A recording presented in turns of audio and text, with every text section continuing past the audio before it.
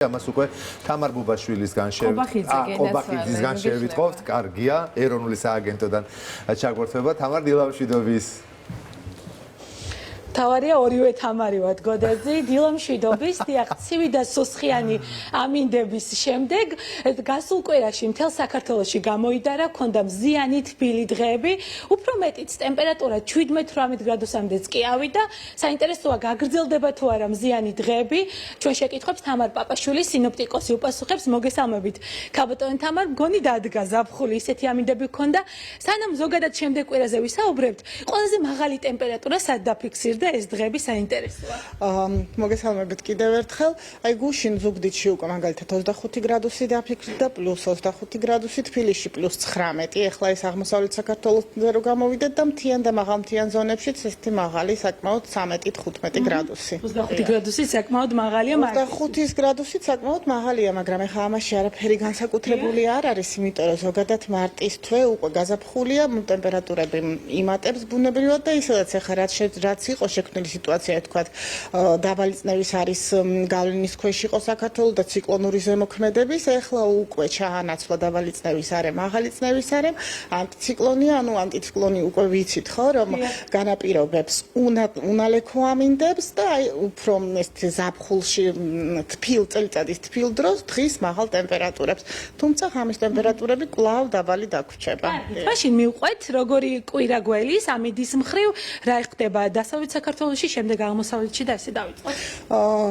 ნუ მიმდინარე კვირა, როგორც უკვე აღნიშნეთ, კვლავ უნალექო იქნება, უმეტესად უნალექოთ მთელი ქვეყნის ტერიტორიაზე, როგორც დასავლეთ, ისე აღმოსავლეთ საქართველოში, ჩრდილო-მაღალმთიან რაიონებში და სამხრეთ კავკასიონზეც იქნება უნალექო ამინდი. ანუ მზიანი ამინდები ნარჩუნდება. რა ხდება ღამის საათებში, მინუსი თუ დაფიქსირდება თუნდაც მაღალმთიან რაიონებში? დიახ, უარყოფითი ტემპერატურები მაღალმთიან რაიონებში და ზოგან მთიან რაიონებში შენარჩუნებული იქნება მთელი კვირის განმავლობაში და აი უკვე კვირის ბოლოს 0-ს პლუს 1-ს შეიძლება მიუახლოვდეს, რაც შეეხება ბარს, აღმოსავლეთ საქართველოს და თქვა დასავლეთის დაბლობს, იქ უკვე ტემპერატურები დადებითი ნიშნულით დაფიქსირდება 3, 5, 7 აი ესეთი დაახლოებით ამ ნიშნულებზე და ნუ როგორც უკვე გითხარით, დღის ტემპერატურები კიდევ უფრო მოიმატება. დასავლეთ საქართველოში კვირის ბოლოს უკვე 27-29 გრადუსამდე, ზოგან ყველგან არა, თქვათ ზოგან, თქვათ კოლხეთის დაბლობზე და რაც შეეხება აღმოსავლეთ საქართველოს,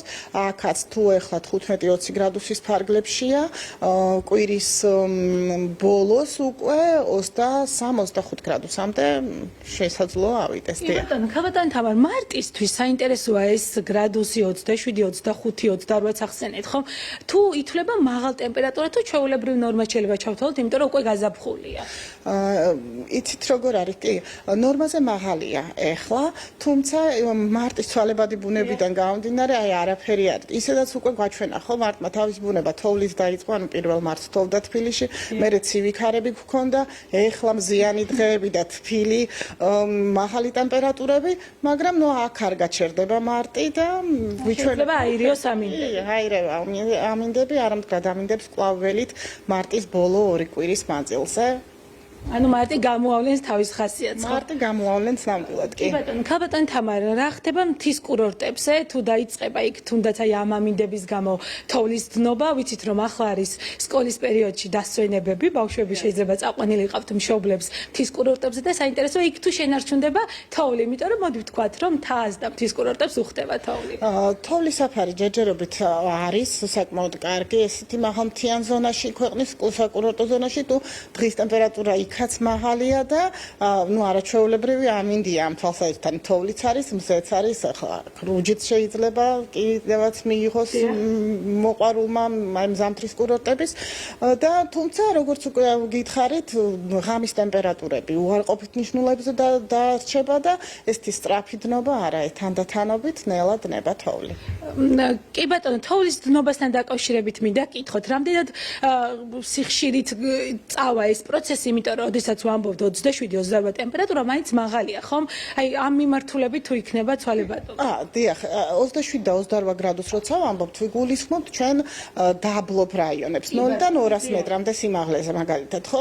აქ ვიცით რომ აი იყო ძალიან დიდი თოვლის საფარი დასავლეთ საქართველოს დაბლობ რაიონებში, განსაკუთრებით ახლა გურიის ტერიტორიაზე. იქ აი დაბლობში თოვლის დნობას მიდის და თითქმის უკვე კიდევაც ეს ძირითადად დადნა უკვე.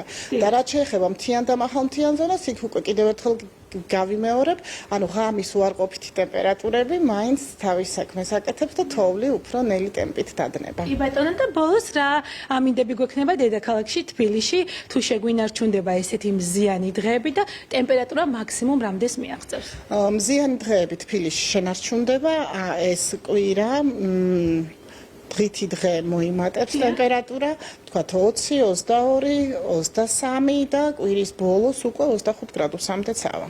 დიდი მადლობა საინტერესო პასუხებისთვის. შევახსენებ მაყურებელს, რომ ჩვენ შეკითხვებს თამარ პაპაშვილი სინოპტიკოსი პასუხობდა, როგორც უკვე მოისმინეთ, მზიანი და თბილი ამინდები გრძელდება მთელ საქართველოში, მათ შორის დედაქალაქშიც, ასე რომ გამოვიყენოთ ეს ამინდები, თუნდაც დ-ვიტამინი მივიღოთ გაზაფხული მზის სხივების სახით. მე დაგემშვიდობებით და რა თქმა უნდა, მშვიდობიანი კვირის დასაწყისს გისურვებთ. დიდი მადლობა თამარ კობახიძე იყო ჩვენი ჟურნალისტი გარემოს ეროვნული სააგენტოდან გვერდებოდა და გაზაფხულივით ლამაზი და ფერადი იყავი თამარ მადლობა კიდევ სამედიცინო ერთხელ თემატიკაც ჩართო, ხო? კი, უნდა ბატონო, კი. დ-ვიტამინი მიიღე, გადით გარეთ, მზეს მიეფიცხეთო, კი. დ-ვიტამინიო. დ-ვიტამინი.